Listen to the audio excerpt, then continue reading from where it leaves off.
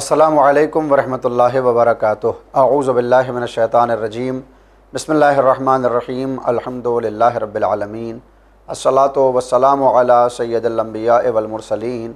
व अला अहलि बैतिहि तय्यबीन अत्ताहिरीन व लअनतुल्लाहि अला अअदाइहिम अजमईन। अम्मा बअद। बिस्मिल्लाहिर्रहमानिर्रहीम। व इज़ इब्तला इब्राहीम रब्बुहु बिकलिमातिन फ़अतम्महुन्ना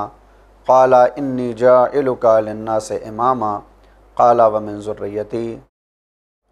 क़ाला ला यनालु अहदिज़ ज़ालिमीन। हाज़रीन व सामीन, एक बार फिर आपकी खिदमत में हाज़िर हूँ। मौज़ूए इमामत के उन्वान से कुछ बातें आपकी खिदमत में पेश करने की सआदत हासिल कर रहा हूँ। गुज़िश्ता चंद रोज़ में आपकी खिदमत में अक़ायद में तौहीद, अदालत और नबूवत को लेकर बातें की गईं, और जैसा हमें यह मालूम है कि अक़ायद तशय्युअ में चौथे अक़ीदे का नाम है इमामत। आम मुसलमानों में अक़ायद तशय्युअ में जो बुनियादी फ़र्क है वह दो अक़ीदों को लेकर है कि आम मुसलमान तौहीद, नबूवत और इमामत को कबूल करते हैं, वहीं अहले तशय्युअ तौहीद के बाद अदल और नबूवत के बाद इमामत को कबूल करते हैं। इमामत के लिए शियों के पास वही दलीलें हैं जो दलीलें नबूवत और रिसालत के लिए होती हैं,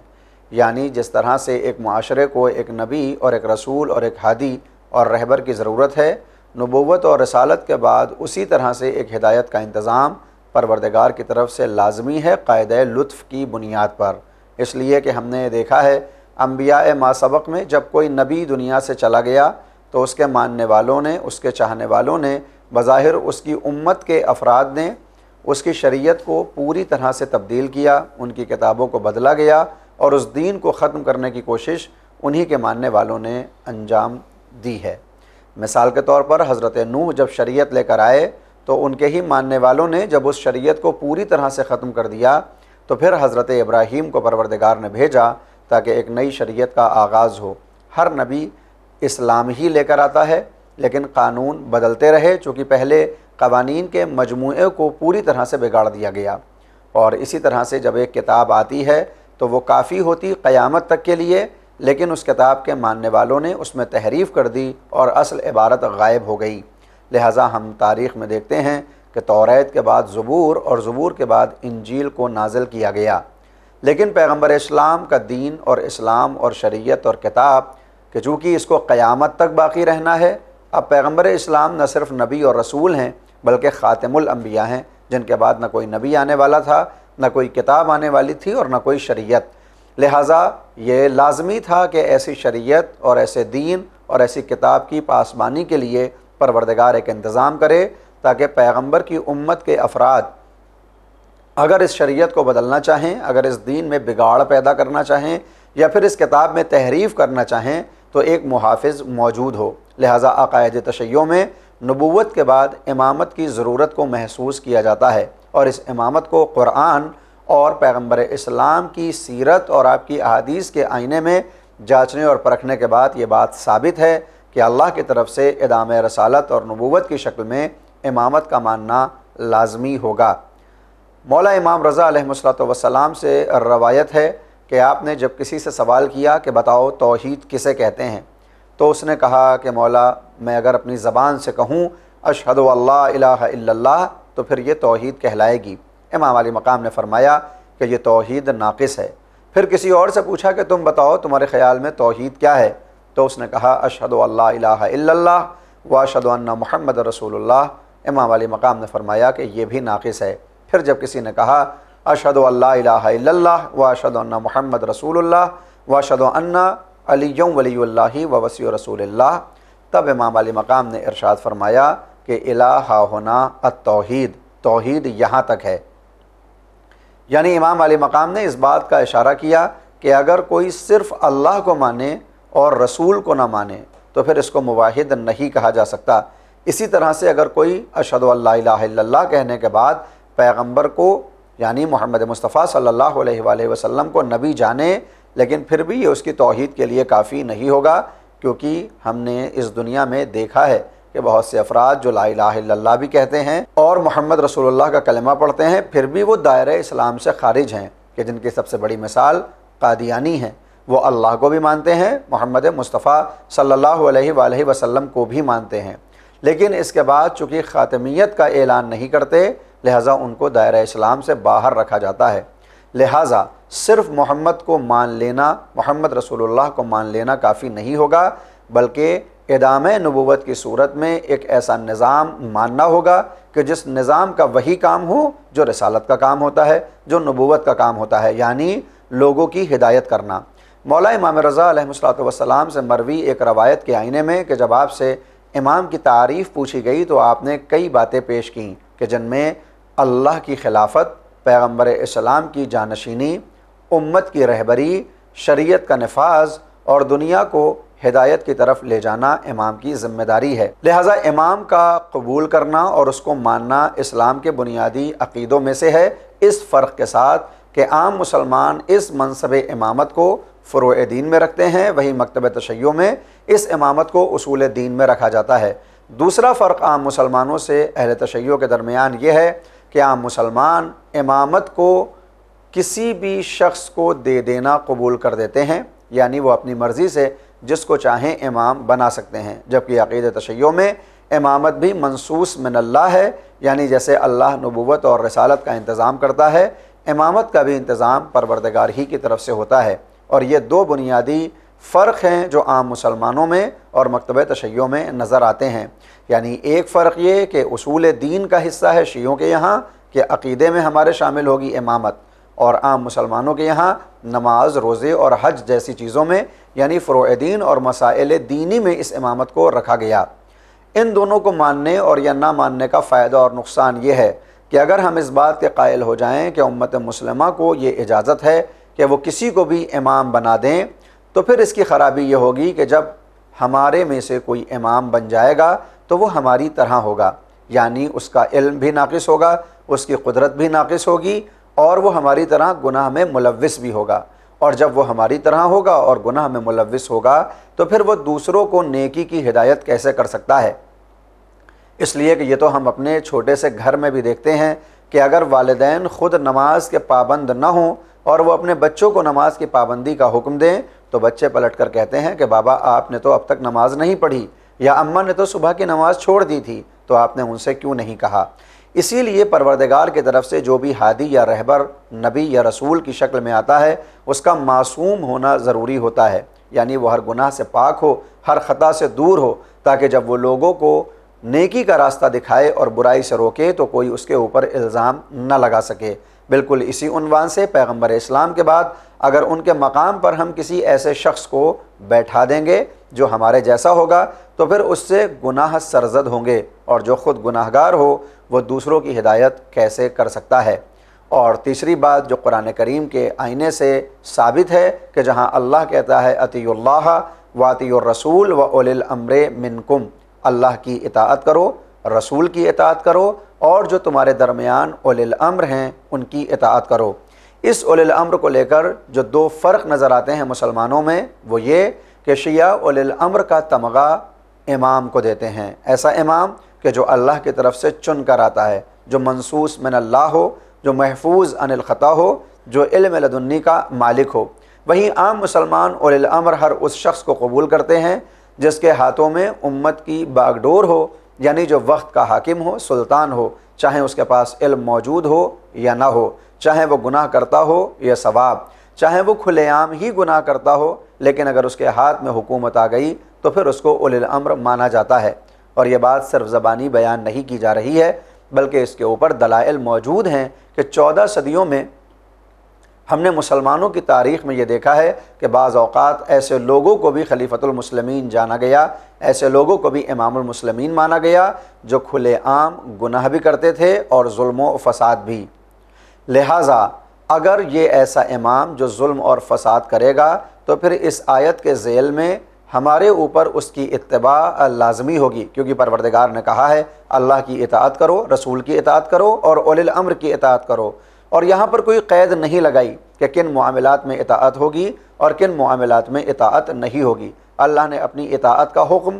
کلی طور پر دیا ہے، مطلقاً، یعنی جو میں کہہ دوں اس کو کرنا ہوگا۔ رسول کی اطاعت کا مطلب بھی یہی ہے کہ مطلق طور پر ہمیں اس کی اتباع کرنی ہوگی، یعنی پیغمبر جو دے گا ہمیں اس کو لینا ہوگا، جس سے روکے گا اس سے رک جانا ہوگا۔ لہٰذا جس طرح سے ہم اللہ کی اطاعت اور رسول کی اطاعت کرتے ہیں، اگر اسی طرح سے اولی الامر کی اطاعت کرنا چاہیں گے اور وہ اولی الامر یعنی امام ہمارے جیسا گناہگار ہوگا، تو نہ صرف یہ کہ ہم اس کے نیک کاموں میں اس کی اطاعت کریں گے بلکہ برے کاموں میں بھی ہمیں اس کی اطاعت کرنی ہوگی۔ یعنی اگر امام یعنی اولی الامر اگر ہم میں سے ہو اور وہ یہ حکم دے کہ کسی بھی مظلوم کو قتل کر دو، تو پھر ہمارے اوپر اس کی اتباع لازمی ہوگی اور ہم اس مظلوم کے قتل میں شامل ہو جائیں گے۔ اور اگر ہم ایسا مان لیں کہ گناہوں میں اطاعت لازمی ہے تو پھر ہدایت کا نظام بکھر جائے گا۔ پروردگار نے نبیوں اور رسولوں کو اس لیے نہیں بھیجا کہ دنیا کے اندر فساد پیدا ہو، دنیا کے اندر ظلم یا گناہ ہو، بلکہ نبیوں اور رسولوں کو بھیجنے کا مقصد یہ تھا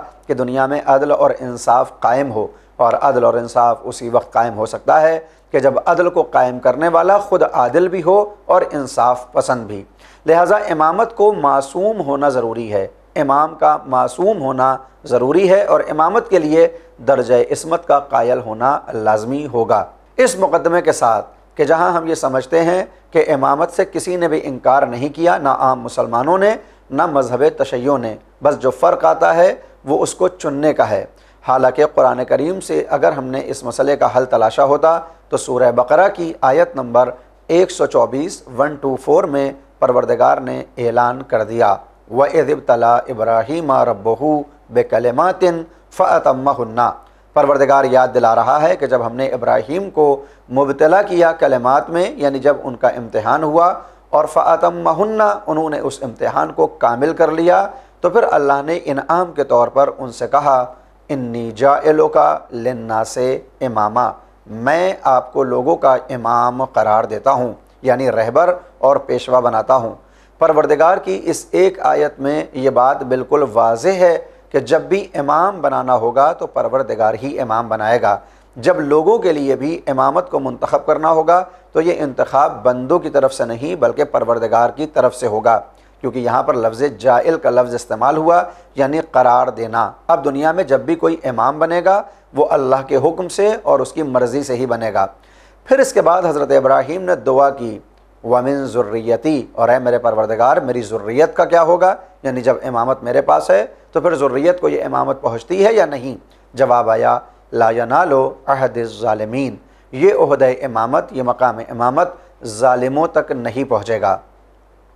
اس آیت میں جو 3 باتیں قابل غور ہیں وہ یہ کہ سب سے پہلے امامت کو قرار دینے کا حق پروردگار کو ہے، یعنی جب بھی لوگوں کے لیے امام بنایا جائے تو اللہ اس امام کو قرار دے گا۔ دوسری بات جو قابل غور ہے وہ یہ کہ امام ذریت ابراہیم میں سے ہوگا۔ وَمِن ذُرِّيَّتِي جب یہ کہا تو آپ نے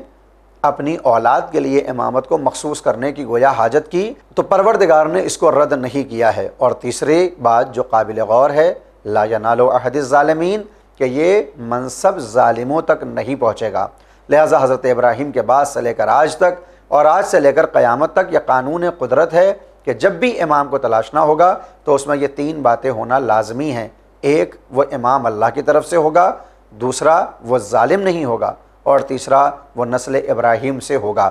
لہٰذا اب پیغمبر اسلام کے دنیا سے جانے کے بعد جو امامت کا طریقہ ہمیں نظر آتا ہے، ایک طرف وہ امامت ہے کہ جسے لوگوں نے ووٹنگ کے ذریعے قرار دیا ہو، یعنی جس کو دل چاہا اس کو امام بنا دیا۔ جس کو امام بنایا گیا، آیا وہ نسل ابراہیم میں ہے، آیا اللہ نے اس کا انتخاب کیا ہے، آیا وہ ظلم کرنے والا ہے یا نہیں؟ اگر ان 3 باتوں کا جواب قرآنی آئینے میں مل جائے تو پھر ہم اس کو امام مان لیتے ہیں۔ اور پیغمبر کے بعد ہمیں سوائے مولا الموحدین امیر المومنین علی بن ابی طالب علیہ السلام کے دوسرا شخص نظر نہیں آتا کہ جن میں یہ 3 باتیں پائی جاتی ہوں، یعنی جو نسل ابراہیم سے بھی ہو، جس کا انتخاب خدا کی طرف سے ہو اور اس نے ظلم بھی نہ کیا ہو۔ اللہ کی طرف سے انتخاب ہے، اس کی دلیل غدیر خم کا میدان ہے کہ جب پیغمبر اسلام اپنے پہلے اور آخری حج کو انجام دے کر مدینے واپس جانے لگے تو اس غدیر خم نامی مقام کے اوپر جبریل امین نازل ہوتے ہیں اور کہتے ہیں، یا ایھا الرسول بلغ ما انزل الیک من ربک وان لم تفعل فما بلغت رسالتہ واللہ یعصمک من الناس۔ اے حبیب خدا، اس پیغام کو پہنچا دیجئے جو آپ تک بہت پہلے پہنچایا جا چکا ہے، اور اگر آپ نے ایسا نہ کیا تو گویا کار رسالت میں کچھ انجام ہی نہ دیا، اور اللہ آپ کو لوگوں کے شر سے محفوظ رکھے گا۔ اس غدیر خم میں اس آیت کے آنے کے بعد جو واقعہ ہے وہ سب کو معلوم ہے، اور تمام مسلمانوں نے اپنی اپنی کتابوں میں اس کو درج کیا ہے کہ پیغمبر نے 1.25 لاکھ کے مجمع میں اپنے بھائی، اپنے جانشین، اپنے وزیر اور اپنے خلیفہ مولا الموحدین امیر المومنین علی بن ابی طالب علیہ السلام کی ولایت کو عام کیا، یہ کہتے ہوئے کہ من کنت مولا ہو فعلی مولا، یا دوسری روایت من کنت مولا ہو فہذا علی مولا، میں جس کا مولا ہوں اس کے یہ علی مولا ہیں۔ اور اب یہاں سے مولا کے معنی میں لوگوں نے اختلاف کرنا شروع کیا اور امامت کو اپنے اعتبار سے جانچنے اور پرکھنے کی کوشش کی گئی ہے۔ عقیدہ تشیع میں امامت کا جو سلسلہ غدیر خم سے شروع ہوا، وہ سلسلہ یکے بعد دیگر ایک امام سے دوسرے امام کی طرف منتقل ہوتا رہا، اور مولا کائنات کے سن 40 ہجری میں اس دنیا سے جانے کے بعد ان کے فرزند ارجمند حضرت امام حسن مجتبیٰ علیہ السلام کی طرف یہ امامت منتقل ہوئی، اور یہ امامت کسی وراثت یا کسی خواہش کی بنیاد پر نہیں تھی، بلکہ پیغمبر اسلام کی حدیث کے مطابق ہے کہ جس حدیث کو عام مسلمانوں کی کتابوں میں بھی دیکھا جا سکتا ہے۔ پیغمبر اسلام نے اپنے بعد آنے والے 12 ہادیوں کا تذکرہ کیا ہے کہ جن کا نام بھی لیا، ان کی کنیت بھی بتائی اور ان کا لقب بھی بیان ہوا ہے، کہ جس میں مولا کائنات علی بن ابی طالب علیہ السلام کے بعد مولا امام حسن مجتبیٰ کا نام نظر آتا ہے، اور سن 50 ہجری میں امام حسن کے دنیا سے جانے کے بعد اس امامت کو آپ کے چھوٹے بھائی پیغمبر اسلام کے نواسے حضرت امام حسین علیہ السلام کے حوالے کیا گیا۔ یہ ایک ہمارا بنیادی عقیدہ ہے جو قرآن سے بھی ثابت ہے اور سیرت پیغمبر سے بھی، لیکن اگر کوئی قرآن اور سیرت پیغمبر کا انکار بھی کر دے تو پھر اس کو یہ دیکھنا چاہیے کہ کیا واقعی معنی میں ہم اہل تشیع کے جو ائمہ ہیں ان کے مقابلے میں کوئی دوسرا اس وقت ایسا نظر آتا ہے جو فضیلت میں ان سے بہتر ہو؟ کیا علی کے سامنے کوئی دوسرا ایسا ہے جس کا علم علی سے زیادہ ہو، جس کی عبادت علی سے زیادہ ہو، جس کی شجاعت علی سے زیادہ ہو، یا جس کا احسان اسلام پر علی سے زیادہ رہا ہو؟ تو ہم کو یہ جواب ملتا ہے کہ زمانہ علی میں سوائے علی کے دوسرا کوئی نظر نہیں آتا، اور یہ ایک ایسی مسلم حقیقت ہے کہ جو افراد مولا کائنات کو منصوص من اللہ نہیں بھی مانتے، وہ بھی یہ کہتے ہیں کہ ہم خلافت تو کسی کی بھی تسلیم کر لیں گے، مگر اس بات کو ہم مانتے ہیں کہ علی اپنے زمانے میں سب سے افضل ہیں، اور اس کو عقیدہ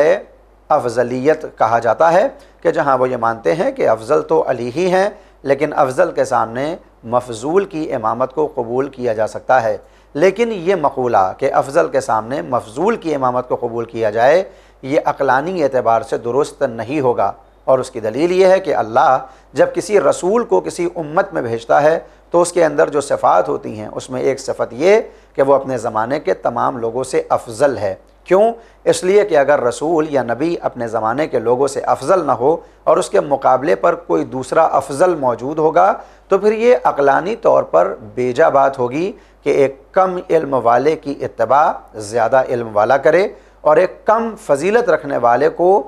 زیادہ فضیلت رکھنے والا اپنا پیشوا بنا لے۔ یہ تو ہم اپنے سماج میں بھی نہیں دیکھتے کہ جہاں اسکولوں میں اگر کوئی ایک طالب علم اپنے کلاس میں افضل ہوتا ہے تو یہ ناممکن ہے کہ دوسرے کو اس کے اوپر مسلط کر دیا جائے۔ لہٰذا ایک کلاس کے اندر بھی جب مانیٹر بنانے کی بات آتی ہے تو اس میں چند معیار ہوتے ہیں، اور ان معیار میں اس بات کی احتیاط رکھی جاتی ہے کہ جس کو مانیٹر بنایا جا رہا ہے وہ کچھ باتوں میں کم از کم دوسروں سے افضل ہو، یا اپنے اخلاق کی بنیاد پر، یا اپنے علم کی بنیاد پر، یا اپنے کردار کی بنیاد پر۔ ہمارے ائمہ معصومین کے جن میں 12 کی تعداد نظر آتی ہے، ہر امام اپنے زمانے میں ہر معاملے میں افضل نظر آتا ہے، چاہے وہ علم کا معاملہ ہو، چاہے کردار کا معاملہ ہو، چاہے اخلاق کا معاملہ ہو، چاہے سخاوت اور شجاعت کا معاملہ ہو۔ ہم نے ائمہ طاہرین کے دروازے پر دیکھا ہے کہ جو بھی آیا وہ کبھی واپس نہیں گیا۔ اگر وہ طلب دنیا کے لیے آیا تو اس کی جھولی کو بھی بھرا گیا، اور اگر طلب آخرت کے لیے آیا تو بھی اس کی جھولی کو بھرا گیا۔ اگر وہ دنیاوی سوال لے کر آیا تو بھی ان کے علوم سے مستفیض ہوا، اور اگر قرآنی اور اسلامی سوالات لے کر آیا تب بھی وہ ان کے علم سے فیض یاب ہوا۔ یعنی ائمہ طاہرین جن کو ہم اپنا امام کہتے ہیں، علی کے بعد امام حسن کے بعد امام حسین، ان کے بعد زین العابدین، پھر محمد باقر، پھر جعفر صادق، پھر موسیٰ کاظم، پھر علی رضا، محمد تقی، علی النقی، حسن عسکری، اور پھر آخر میں ہمارے زمانے کے امام حجت دورہ امام العصر حضرت امام محمد مہدی عجل اللہ تعالی فرجہ شریف۔ یہ وہ افراد ہیں جو اپنے دور کی ممتاز ہستیوں کی صورت میں نظر آتے ہیں، اور ہم یہ تاریخ اسلام میں دیکھ چکے ہیں کہ وہ دور کہ جب مسلمانوں کے یہاں اپنی بنائی ہوئی امامت دکھائی دیتی ہے تو وہ ائمہ بھی امام جعفر صادق علیہ السلام کے شاگرد ہونے کو اپنی فضیلت جانتے ہیں۔ لہٰذا مسلمانوں کے ایک بڑے امام حضرت ابو حنیفہ کہ جو یہ کہتے ہیں کہ لولا سنتان لہلک النعمان، اگر 2 سال میری زندگی میں ایسے نہ ہوتے کہ جن میں میں نے مولا امام جعفر صادق علیہ السلام کی شاگردی کو قبول کیا تو پھر میں ہلاک ہو جاتا۔ یعنی ان کے اس قول سے یہ ثابت ہے کہ ان کے دور میں ان کے استاد جعفر صادق ہیں اور شاگرد ابو حنیفہ ہیں۔ یہ کیسے عقلانی طور پر ممکن ہے کہ جب استاد موجود ہو تو ہم شاگرد کو ترجیح دیتے ہوئے قرآن کی باتیں اس سے پوچھیں اور اسلام اس سے سیکھیں؟ عقلی اعتبار سے تو یہی بہتر ہوگا کہ جس کے پاس علم زیادہ ہو اس کی طرف رجوع کرنا چاہیے، کیونکہ قرآن کی آیت ہے هل يستوي الذين يعلمون والذين لا يعلمون، یعنی قرآن اس میں سوال کر رہا ہے کہ کیا وہ افراد کہ جو جاننے والے ہیں، جو علم والے ہیں، اور وہ افراد کہ جو لا علم ہیں وہ برابر ہو سکتے ہیں؟ قرآن کریم کی ہدایت کے طریقوں میں ایک طریقہ استفہام انکاری کا ہے، یعنی جب اللہ ایک ایسا سوال پوچھتا ہے جس کا جواب نہ ہو اور اس کے ذریعے سے لوگوں کو کچھ سمجھایا جاتا ہے۔ اس آیت میں بھی پروردگار استفہام انکاری سے کام لیتا ہے کہ کیا جاننے والے یعنی علم والے اور وہ کہ جن کے پاس علم نہ ہو وہ برابر ہو سکتے ہیں؟ جواب آتا ہے کہ یہ دونوں برابر نہیں ہو سکتے۔ تو پھر جس معاملے میں ایک عالم اور ایک جاہل برابر نہیں ہو سکتا تو پھر اسی معاملے میں ایک عالم اور ایک عالم بھی برابر نہیں ہو سکتے۔ لیکن جب ایک زمانے میں ایک عالم موجود ہو اور ایک عالم موجود ہو، عالم یعنی جو سب سے زیادہ جانتا ہو، اپنے زمانے میں مولا امام جعفر صادق علیہ السلام صرف عالم نہیں ہیں بلکہ عالم ہیں۔ دلیل یہ ہے کہ حضرت ابو حنیفہ کہ جو مسلمانوں کے ایک امام ہیں وہ ان کے شاگرد ہیں، اور شاگرد وہ ہوتا ہے جو استاد سے کم علم رکھتا ہے۔ تو جو علم اضافی حضرت امام جعفر صادق علیہ السلام کے پاس ہے وہ علم حضرت ابو حنیفہ کے پاس نظر نہیں آتا، اور جتنا علم ان کے پاس نہیں ہے اس آیت کے آئینے میں وہ لا یعلمون کی حیثیت رکھتے ہیں۔ اور عقل مندی کا تقاضا یہ ہے کہ ہم اس سے قرآن حاصل کریں، ہم اس سے دین حاصل کریں جس کے پاس زیادہ علم ہو۔ انہی سب قوانین کی بنیاد پر عقائد تشیع میں امامت کو منصوص من اللہ جانا جاتا ہے، یعنی اس امام کو قرار دینے کا حق نہ صرف یہ کہ اللہ کو ہے بلکہ ضرورت اس بات کی ہے کہ اللہ ہمارے لیے ایک امام کو قرار دے، کیونکہ اگر ہم کسی کو امام بنائیں گے تو وہ ہمارے جیسا ہوگا، اور اللہ کسی کو انتخاب کرے گا تو اس کے اندر صفات خدا نظر آئیں گی۔ لہٰذا ائمہ کو ہم مظہر صفات خداوندی بھی کہتے ہیں، یعنی اللہ کے صفات کا مظہر ہمارے ائمہ طاہرین ہوتے ہیں۔ پروردگار عالم ہے، اس نے اپنے علم کا مظاہرہ ائمہ اہل بیت کی ذات میں کیا ہے۔ پروردگار قادر ہے، اس نے اپنی قدرت کا مظاہرہ ائمہ اہل بیت کی ذات میں کیا ہے۔ پروردگار کریم و رحیم ہے، تو اہل بیت علیہ السلام کے یہاں ائمہ کی فہرست میں کرامت اور رؤوفیت دیکھنے کو مل جاتی ہے۔ یہ وہ در ہے کہ جہاں صرف دوستوں کی جھولی نہیں بھری جاتی بلکہ دشمنوں کو بھی عطا کیا جاتا ہے۔ لہٰذا نبوت کے بعد عقیدہ امامت اصل اصول تشیع میں ہے، یعنی اگر کوئی امامت کو نہ مانے یا پھر امامت کو منصوص من اللہ نہ مانے تو پھر وہ دائرہ تشیع سے خارج ہو جاتا ہے۔ ہم سب کو یہ کوشش کرنا چاہیے کہ جب ہم توحید کے لیے اپنی علم کو استعمال کرتے ہوئے دلائل تلاشتے ہیں کہ اللہ واحد کیسے ہو سکتا ہے، جیسے ہم عدالت کے لیے، نبوت کے لیے قرآن کریم کے صفحات کو الٹتے ہیں اور اپنی عقل سے سہارا لے کر 1,24,000 انبیاء کے قائل ہو جاتے ہیں، تو پھر امامت کے لیے بھی ہمیں اپنے علم کا سہارا لیتے ہوئے عقلی دلائل رکھنے ہوں گے تاکہ اس امامت کو سمجھ سکیں۔ کیونکہ اگر امامت کو نہیں سمجھا تو پیغمبر کی اس حدیث کے آئینے میں کہ جس میں پیغمبر نے فرمایا من مات ولم یعرف امام زمانہ مات میتتن جاہلیہ، جو اپنے زمانے کے امام کو پہچانے بغیر مر جائے وہ جاہلیت کی موت مرتا ہے، یعنی پھر اس کو مسلمان نہیں کہا جا سکتا۔ اپنے زمانے کے امام کی معرفت کا مطلب یہی ہے کہ ہم محسوس کریں کہ امام کا ہونا لازم کیوں ہے، امام کے اندر کون سی صفات کا ہونا ضروری ہے، اور ہمارے زمانے کا امام کون ہے، اور یہ امام پیغمبر اسلام کی رحلت سے لے کر آج تک موجود ہے اور آج سے لے کر قیامت تک وہ موجود رہے گا۔ لہٰذا عقائد تشیع میں جہاں ایک طرف امامت کا عقیدہ پایا جاتا ہے، وہیں 12ویں کی غیبت کا بھی عقیدہ مسلم ہے۔ انشاءاللہ امام آخر کی امامت اور ان کی غیبت کے متعلق آپ کی خدمت میں حاضر ہوتا ہوں۔ وآخر دعوانا ان الحمدللہ رب العالمین۔